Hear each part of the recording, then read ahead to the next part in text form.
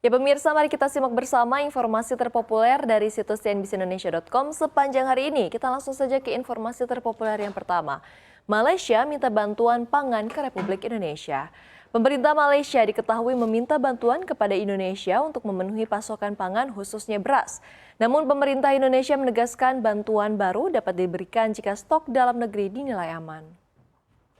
Menteri Sekretaris Negara Prasetyo Hadi mengungkapkan permintaan ekspor beras itu disampaikan oleh pemerintah Malaysia kepada Indonesia.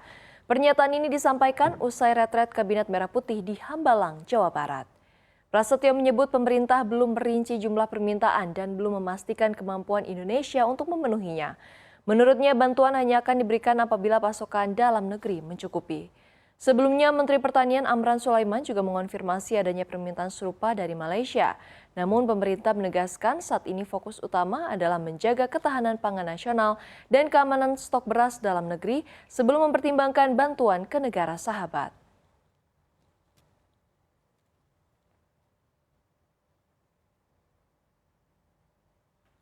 Dan sekarang kita beralih ke informasi terpopuler yang kedua, yakni Coca-Cola Company PHK karyawan.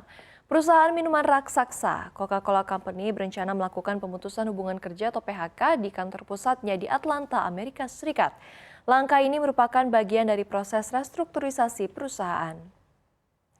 Menurut laporan media Amerika, Coca-Cola telah menyampaikan pemberitahuan resmi kepada kantor pengembangan tenaga kerja negara bagian Georgia. Sekitar 2,5% karyawan yang berbasis di Atlanta akan terdampak. Sekitar 75 pekerja diperkirakan kehilangan pekerjaan dari total lebih dari 3.100 karyawan di kantor pusat tersebut. PHK akan dilakukan secara bertahap selama 2 bulan pertama tahun 2026 dan bersifat permanen. Manajemen menegaskan kebijakan ini tidak akan berdampak pada pekerja yang tergabung dalam serikat. Coca-Cola menyebut reorganisasi dilakukan untuk menyesuaikan bisnis dengan perubahan permintaan konsumen, teknologi, dan inovasi di tengah upaya mendorong pertumbuhan jangka panjang.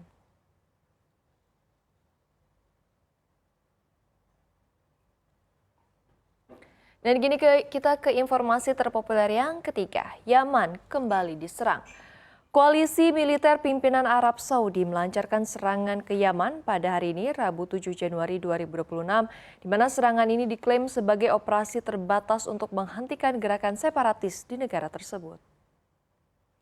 Militer Kerajaan Saudi menyebut serangan ini sebagai langkah pendahuluan untuk mendukung keamanan dan menjaga ketertiban dengan bekerja sama bersama pemerintah Yaman dan otoritas setempat. Ini merupakan serangan kedua dalam 2 pekan terakhir. Sasaran utama adalah kelompok Dewan Transisi Selatan atau STC yang dipimpin oleh Aidaros Al-Zubidi dan didukung Uni Emirat Arab yang disebut berupaya memperluas kekuasaan dan membentuk negara Yaman Selatan. Bulan lalu kelompok separatis ini disebut menguasai sebagian besar wilayah strategis Yaman, termasuk Provinsi Hadramaut di perbatasan Arab Saudi serta memukul mundur pasukan pemerintah. Pekan lalu koalisi Saudi melancarkan operasi balasan dan berhasil memaksa STC mundur, serta menyampaikan peringatan kepada Uni Emirat Arab. Sementara itu, koalisi Saudi mengklaim pemimpin STC Aidaros Al-Zubidi melarikan diri ke lokasi yang tak diketahui di tengah rencana pembicaraan damai di Riyadh. Konflik ini kembali menegaskan retaknya hubungan antara faksi-faksi yang selama ini didukung oleh Arab Saudi dan Uni Emirat Arab di Yaman.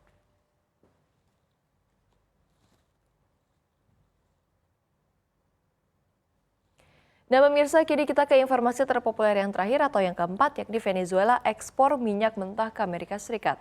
Washington dan Caracas resmi menyatukan kembali aliran minyak Venezuela ke pasar Amerika Serikat dalam kesepakatan energi senilai hingga 2 miliar US dollar atau setara dengan 33,5 triliun rupiah menjadi titik balik dalam hubungan energi dan geopolitik global.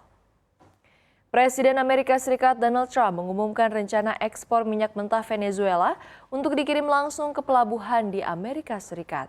Antara 30 sampai 50 juta barel minyak bernilai hingga 2 miliar US dollar akan dijual di pasar internasional dengan hasil yang dikontrol demi keuntungan rakyat kedua negara.